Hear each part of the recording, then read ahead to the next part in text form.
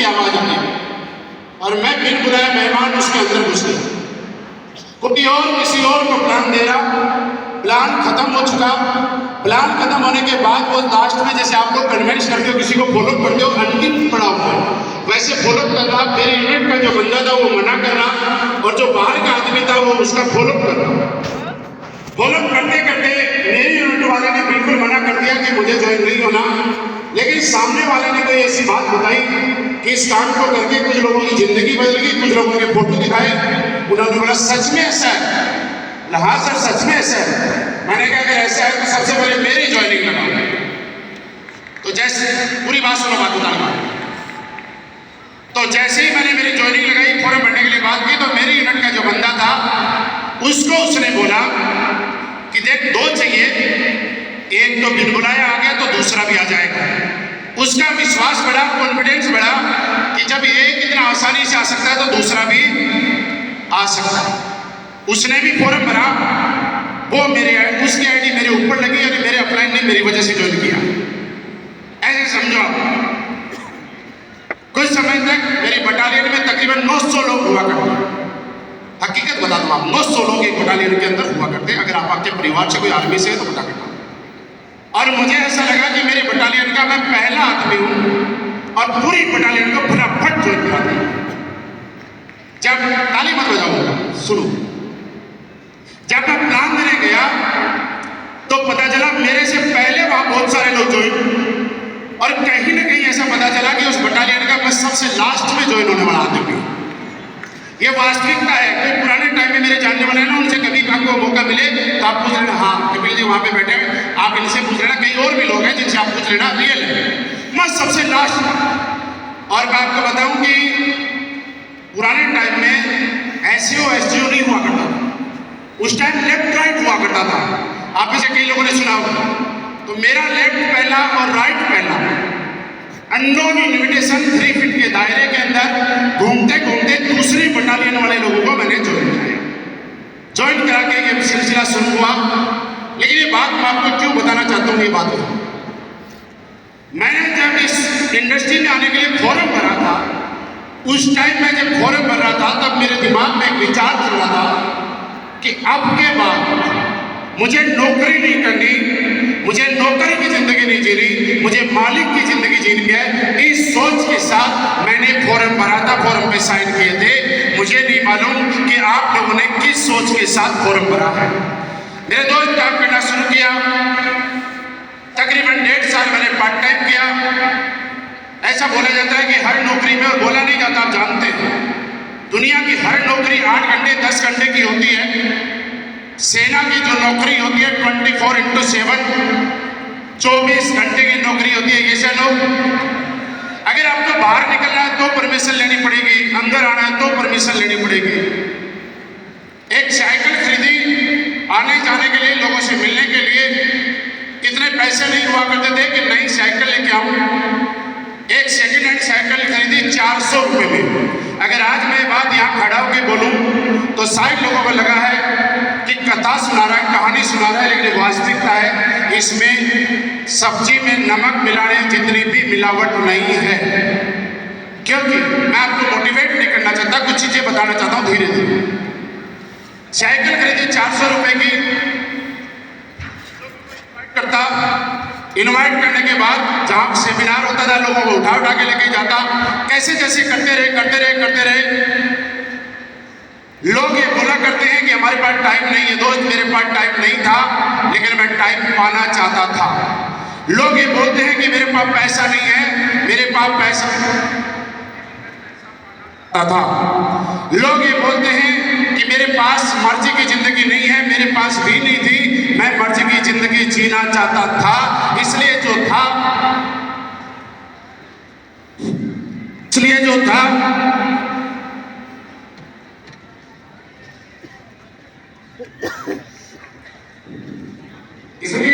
उसी में से एडजस्ट करने की कोशिश की।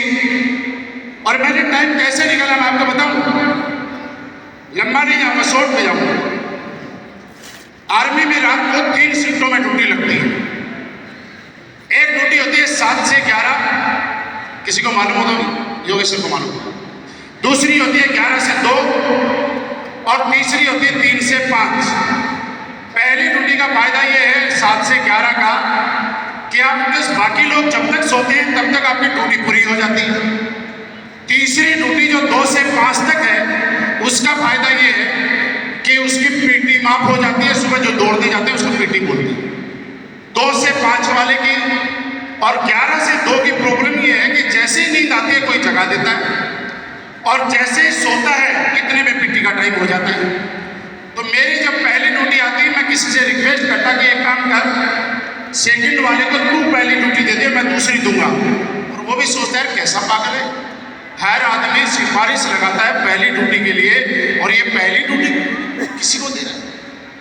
मैं भाग फिर के लेता क्योंकि मैं पागल था कुछ पाने के लिए, पागल था कुछ कमाने के लिए, पागल था जिंदगी में कुछ करने के लिए। रात को 11 बजे आने के बाद ड्यूटी देते और आप समझ सकते हैं नींद तो आएगी ना। और मैं आपको बताऊं कि वो दिन भी मुझे याद है। आज मैं स्टेज से, इतने बड़े हिंदुस्तान के सबसे बड़े इंडोर स्टेडियम के स्टेज से बता रहा हूँ। और रात को जब ड्यूटी देने का टाइम हुआ करता था, आर्मी का जो बेल्ट होता है वो थोड़ा चौड़ा होता है, किसी ने देखा होगा। मैं बेल्ट को खोलता, उसका थोड़ा लंबा करता, वहां जो पेड़ खड़ा रहता था उस पेड़ के सहारे में ऐसे खड़ा होता और बेल्ट को यहां से खोल और यहां पे बांध करके मैं अपनी नींद पूरी किया करता था। जब हमारे ड्यूटी जैसे वहां से आया करते थे और मैं सोता रहता था, तो इसका मतलब यह है कि बैठा हुआ आदमी सो सकता है लेकिन खड़ा है इसका मतलब जग रहा है।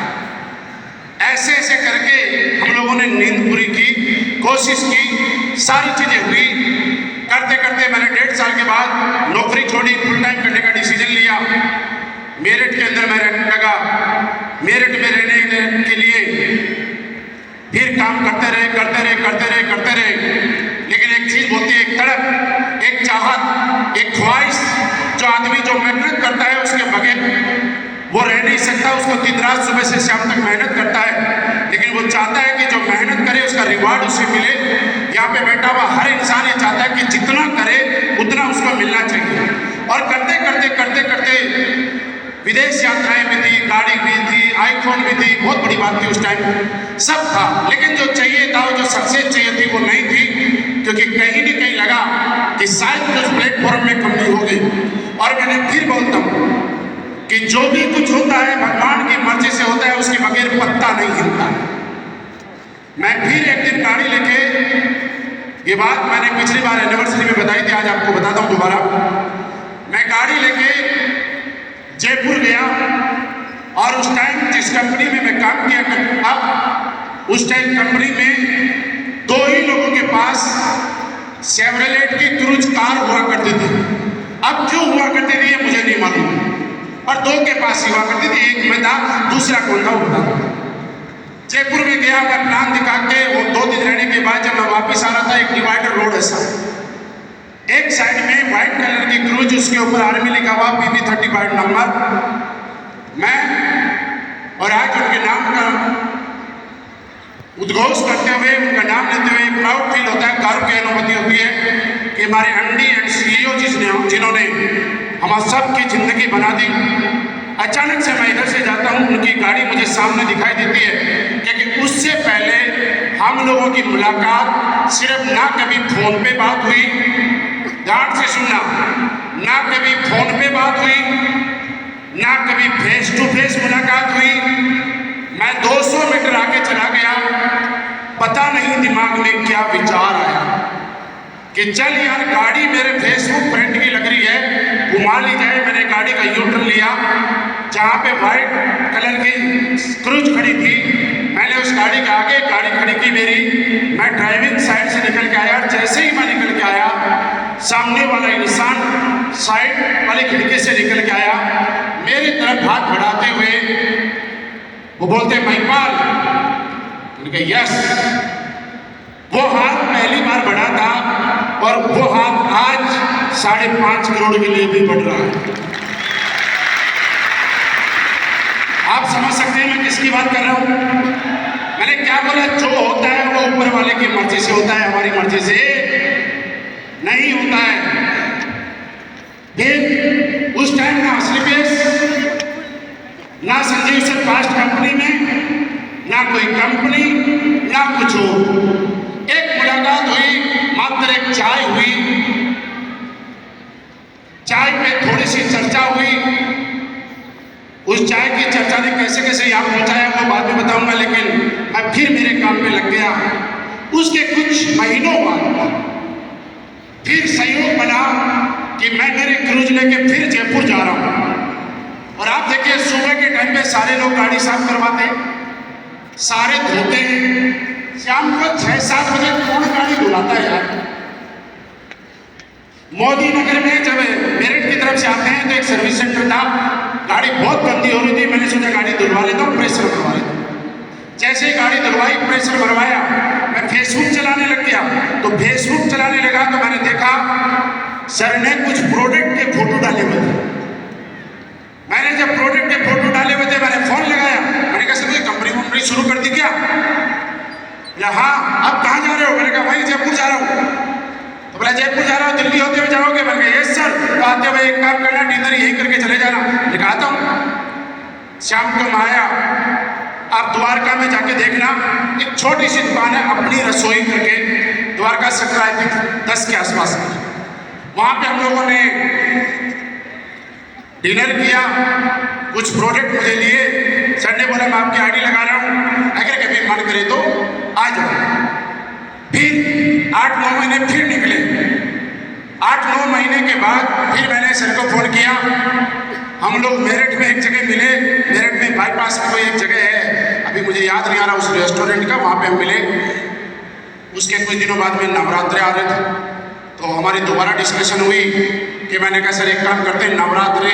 सर मुझे बीच में बोल रहे थे चलो शुरुआत करो, मिलके बड़ा काम करेंगे, शुरुआत करो बड़ा काम करेंगे। तो मैंने कहा सर अभी नवरात्रे आने वाले हैं, नवरात्रों में शुरू करेंगे, माता का आशीर्वाद लेके कुछ बड़ा काम करेंगे। और मैं मेरे घर से बैग पैक करके जम्मू के लिए पास्ट में जो काम कर रहा था उसी के लिए निकला। मेरी ट्रेन 5:30 बजे मेरठ से छोड़ दी मैंने। मेरठ का रहने वाला आदमी मेरठ के अंदर होटल बुक किया। मेरठ में 3:30 बजे सर को बुलाया, और बुलाने के बाद फिर नींद इतने आने लगे कि ना प्लान समझ पाए ना कोई और करते करते करते करते मैं अगले दिन जम्मू चला गया। 2-3 दिन का टाइम लगा। सर का शेड्यूल पहले से फिक्स था।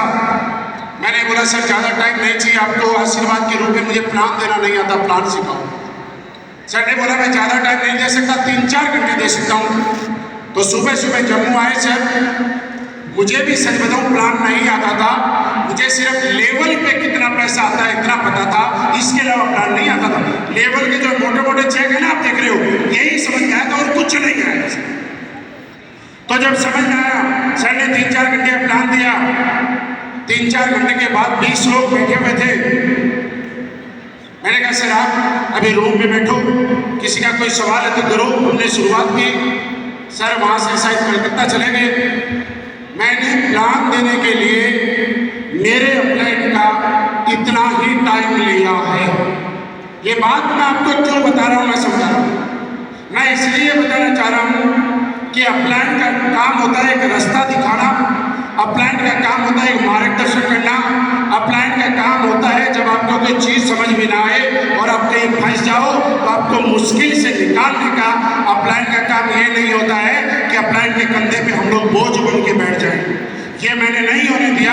अब मुझे प्रॉब्लम ये आई कि मुझे रजिस्ट्रेशन करना नहीं आता, मैं क्या करूँ?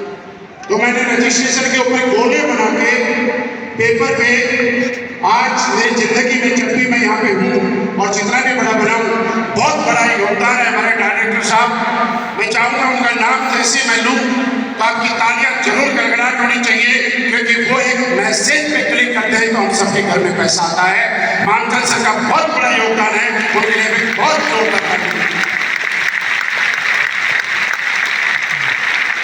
मैंने प्रियांक सर को, हमारे जेब सर को और मानचंद सर को व्हाट्सएप पे पेपर भेजा करता था कि सर रजिस्ट्रेशन कर दो और बाद में हमें समझाओ। उस टाइम जूम नहीं हुआ करता था। उन्होंने समझाया, समझाने के बाद काम करना शुरू किया और शुरू करते करते शुरुआत में मैं आपको एक चीज बताना चाहता हूँ। आज किसी को लगता है कि कुछ भी तुक्के में होता है, लेकिन दोस्त तुक्के में कुछ भी नहीं होता है। अकस्मात और तुक्के में सिर्फ हादसे होते हैं, एक्सीडेंट होते हैं, इसके अलावा तुक्के और अकस्मात में कुछ नहीं। मैं सेम डे जिस दिन एसलीपीएस वैली ज्वाइन कर चुका था, ये बात मैं क्यों बताना चाह रहा हूं, क्या किसी के समझ में आ जाए। उस टाइम में तकरीबन 20 लाख रुपए की ऑटोमेटिक क्रूज में मेंटेन करता था, जो कि सिर्फ 5 का एवरेज देती थी। जब उस गाड़ी का टैंक भरा के मैं जहां भी जाता था और जिधर से चला रहा होता था और जहां भी पेट्रोल पंप दिखता था वहीं चली जाती थी, क्योंकि एक पेट्रोल पंप से दूसरे पेट्रोल पंप तक जाने तक उसका टैंक खाली हो जाता था, बहुत तेल जाता था। लेकिन तकरीबन 3.5-4 लाख रुपए के एवरेज आ रहा था, लेकिन खर्चे इतने ज्यादा थे, 100 कितने पाले हुए थे। और मैं आपको एक बात बताऊं कि अगर इस बिजनेस को हम लोग अपने जरूरत पूरी करने के लिए कर रहे हैं, तो ये सत्य है कि एक न एक दिन आपकी जरूरत पूरी हो जाएगी और आप बिजनेस से आपका मन भर जाएगा। लेकिन अगर इस बिजनेस को आप अपने शौक पूरे करने के लिए कर रहे हैं, तो शौक आज तक ना किसी के खत्म हुए हैं, ना खत्म होंगे, और ये जिंदगी भर जागते रहेंगे। आपका इस बिजनेस से कभी मन नहीं भरेगा। ये डिसाइड आज आपको करके जाना है कि आप अपनी किस्तें, आप अपनी जरूरतें पूरी करने के लिए इस बिजनेस में हैं या शौक पूरे करने के लिए है। ये बात आपको ध्यान रखनी पड़ेगी। मेरे दोस्त, शौक इतने थे, खर्चे इतने ज्यादा थे कि मैं अपने आप एक चोला, एक टैग, एक बोझ, पास्ट में क्या था उसको 1 सेकंड नहीं लगी मुझे फाड़ के फेंकने। मैं 1 सेकंड में भूल गया मैं पास्ट में क्या था, क्योंकि मैं जानता था दुनिया को किसी को कोई मतलब नहीं है आप पास्ट में क्या थे। दुनिया को सिर्फ इस बात से मतलब है कि आप वर्तमान में क्या हो। पास्ट में तो लोग कहते कोई कुत्ता नहीं पूछता साहब, वर्तमान में क्या हो इस बात के। मैंने 20 लाख की गाड़ी साइड में रखी, मेरे बैंक पार्क में लोग जाते, सब कुछ भूल गया।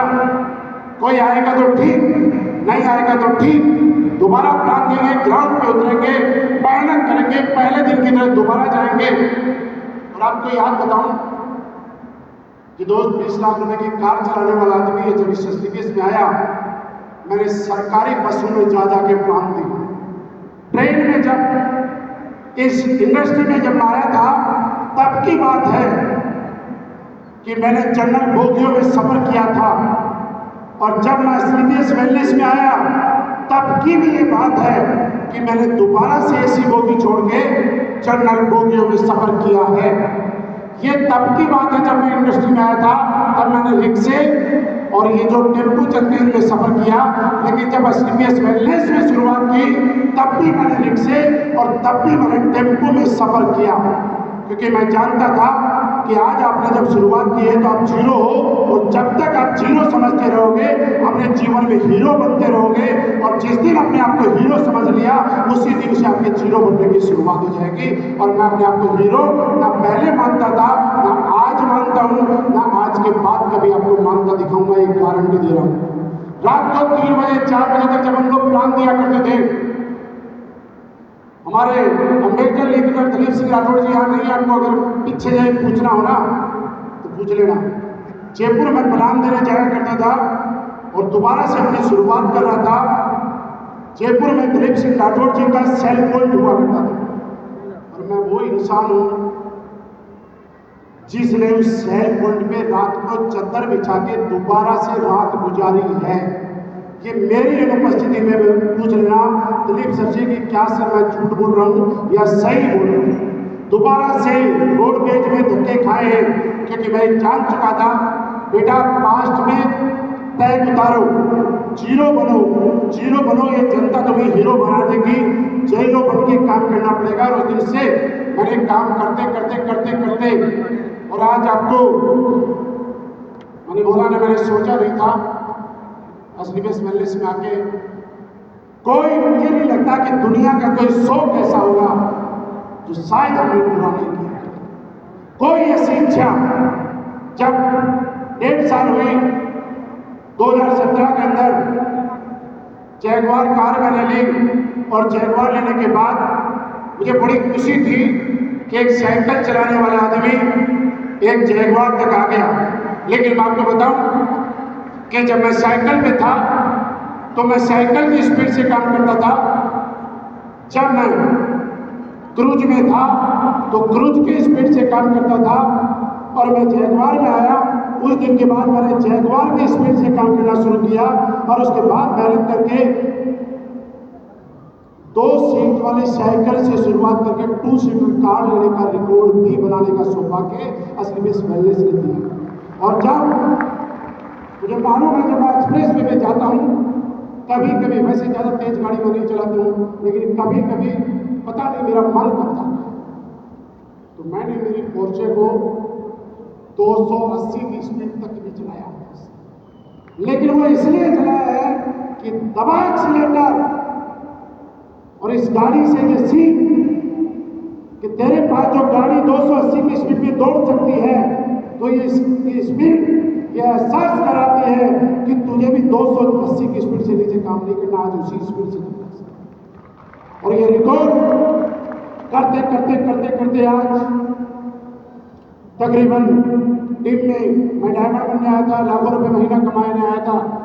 आज जब किसी को बोलते हैं ना कि भाई साहब करोड़पति बनने आया था, लेकिन आज आपको बताऊं शुद्ध प्योर बिना नमक डाले बता रहा हूं, आज एसलीबीएस से मेरे घर में करोड़, 2 करोड़, 5 करोड़, 10 करोड़, 15, 20, 30 नहीं, टोटल 45 करोड़ रुपए की इनकम आ चुकी है। और अभी खत्म नहीं हुई, आना जारी है। अब तक तो 2 करोड़ 85 लाख रुपए की स्पीड से आती थी, अब 5.5 करोड़ की स्पीड से।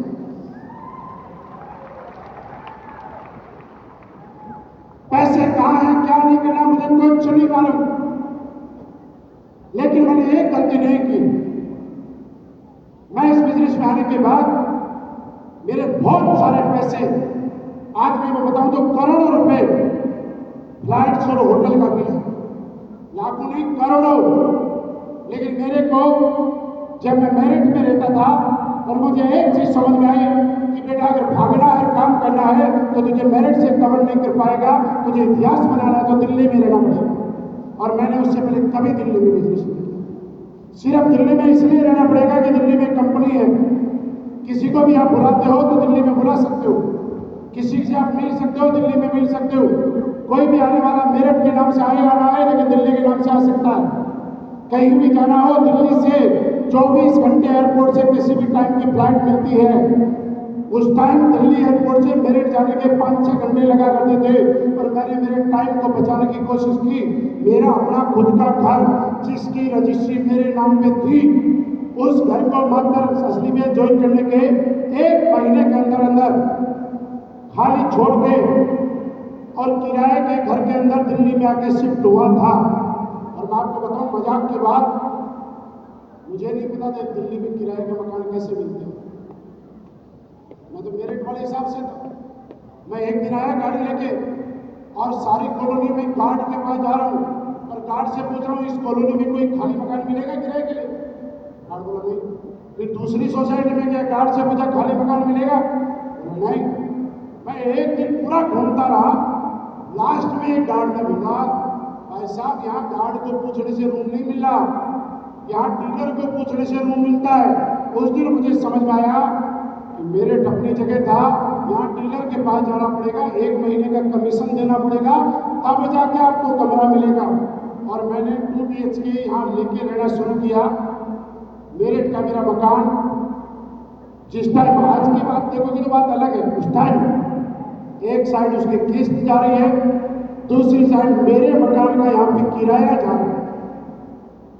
शुरू के लेवल में कितना पैसा आता है ये सारे लोग आप जानते हो अच्छे से, लेकिन मैं जानता था कि ये वो पेड़ है, आज जितनी खाद पानी इसको दी, कल उतना ही अच्छा फल देगा।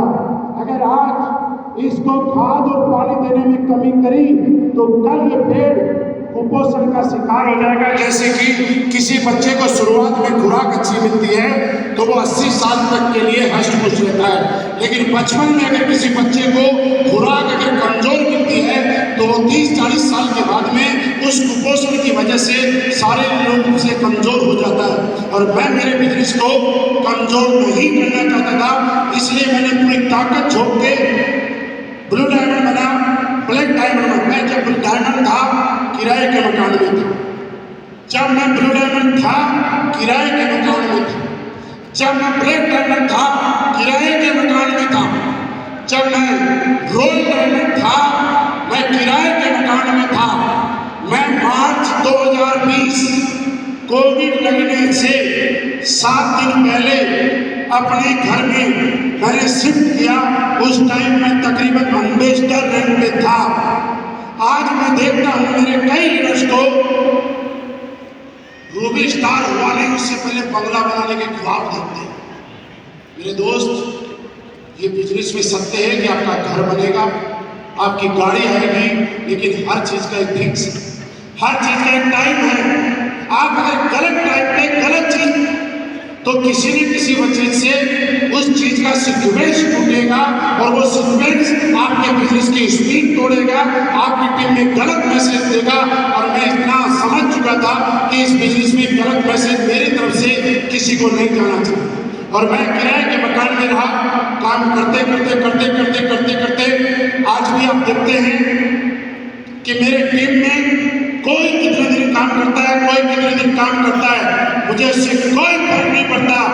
मैं रात को जब सोता हूँ और मैं अपने आप से बात करता हूँ कि मैंने आज मेरे को जितना काम करना चाहिए था उतना किया या नहीं किया, ये मेरी प्राथमिकता है। और ये क्यों है मैं आपको बताता हूँ।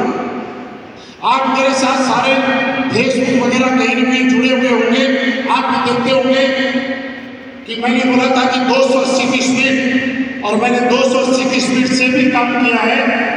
पिछले तकरीबन 4 दिनों की बात करें, 10 तारीख, 11 तारीख, 14 तारीख और 15 तारीख हिंदुस्तान डायरेक्ट सेलिंग में ये रिकॉर्ड बनाया हम लोगों ने, आप लोगों के साथ की वजह से कि मात्र 4 दिन के अंदर 11 लग्जरी गाड़ी की डिलीवरी असली वेलनेस के नाम हम लोगों ने की है। चाहे वो डिलीवरी पुणे से हो, चाहे वो लखनऊ से हो, चाहे जमशेदपुर टाटा से हो, चाहे रांची से हो, चाहे दिल्ली से हो, चाहे गाजियाबाद से हो, एक एक दिन में इतने स्टेशन लोग बोलते सर कैसे कर लेते हो। मैंने कहा कैसे इसलिए कर लेता हूँ कि पेट बहुत बड़ा, कभी भरता ही नहीं है। जब मेरे टीम में कोई आदमी अचीवमेंट लेता है, मुझे सच बताऊं दिल से बहुत खुशी होती है। मुझे ऐसा लगता है कि देख मेरे जैसा साइकिल चलाने वाला आदमी आज लग्जरी गाड़ी का मालिक बन गया है। मुझे अंदर अंदर इतना अच्छा लगता है कि देख ये भी मेरे तरह साइकिल बाइक वाला था और आज लग्जरी गाड़ी का मालिक बन गया। मैं इस खुशी को बयान नहीं कर सकता आपके सामने, लेकिन फील भी नहीं कर सकता।